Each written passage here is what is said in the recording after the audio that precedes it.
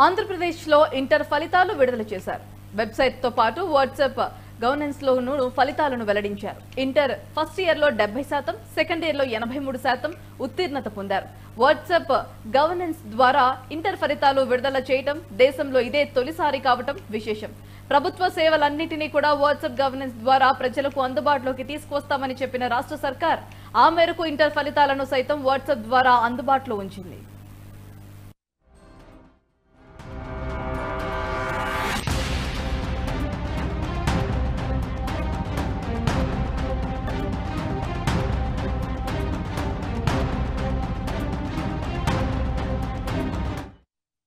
ఆంధ్రప్రదేశ్లో ఇంటర్ ఫలితాలు విడుదల చేశారు. వెబ్సైట్తో పాటు వాట్సాప్ గవర్నెన్స్ లోనూ ఫలితాలను వెల్లడించారు.